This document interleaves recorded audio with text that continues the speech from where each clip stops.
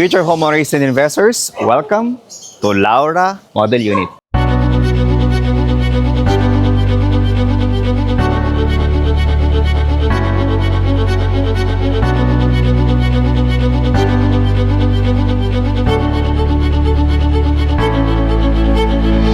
Rog Camacho here, isang licensed real estate broker.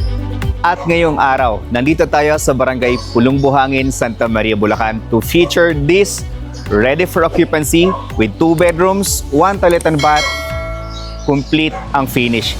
Naka-tiles na, naka-paint and partition. And again, for as low as 45,000 pesos down payment, ay pwede ka nang magkaroon ng bahay na townhouse na ready for occupancy.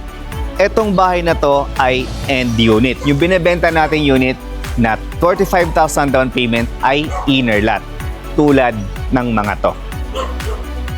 So ang minimum lot area ay 36 square meter at ang kanyang floor area ay 56 square meter. Located ito sa isang subdivision dito sa Barangay Pulong Buhangin, Santa Maria, Bulacan. Before we start, if you are new to my channel, can you click that subscribe button at i-hit mo na rin ang notification bell para pag mayroon tayong bagong videos na tulad nito, ay agad namin kayong ma-notify. Okay, so now, let's begin our house tour.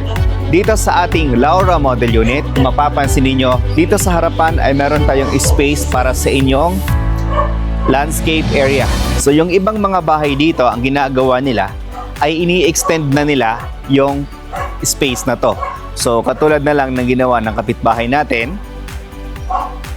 Ayan, so in-extend nila nang sa ganon ay pwede nilang sampayan. Or yung iba naman ay ginagawa nilang tindahan yung space na to. Okay? So ngayon, papakita namin sa inyo kung paano ba namin i-turn over itong Laura Model Unit na may 56 square meter na floor area. Ang makikita ninyo ay yung ating actual turnover unit na 56 square meter. As you can see, painted tayo ng white. Naka-tiles tayo ng 60 by 60 na granite tiles. Meron tayong mga biga kasi ito ay gawang buhos. Then, dito sa side na to, andito yung ating toilet and bath. So, complete na rin yan.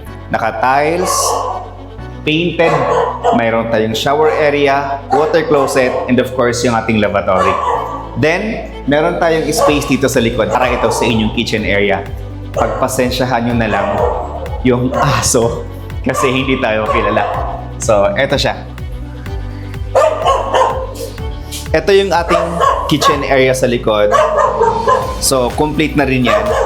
Basically, pag itong bahay ang nakuha mo, na 45,000 yung down payment, ay pwede mo nang lipatan within 3 to 4 months. No? After ng ating down payment, ipaprocess namin ang inyong loan sa bank. Pag once na-approve kayo, then pwede na tayong lumipat. Next is yung ating, yung ating dining area, tapos yung ating living area. Tapos dito, pwede nating ilagay yung ating TV sa side na to.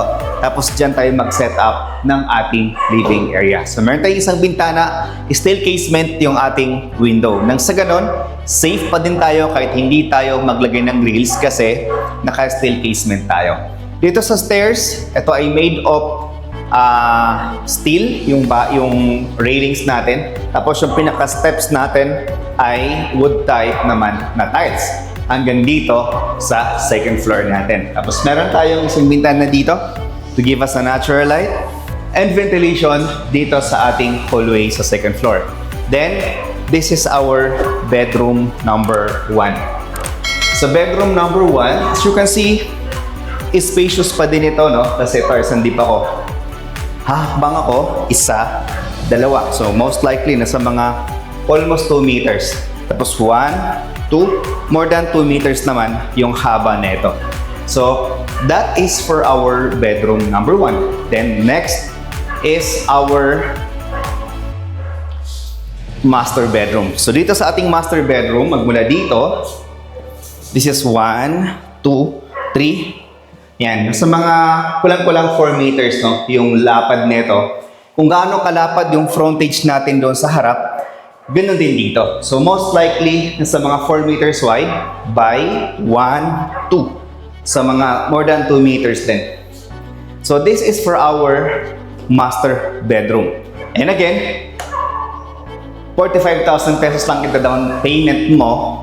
Tapos ang 224,000 pesos na discount, ibabawas agad yon sa inyong down payment. Then yung monthly amortization niyo for bank financing for 30 years ay 16,000 pesos per month na lang.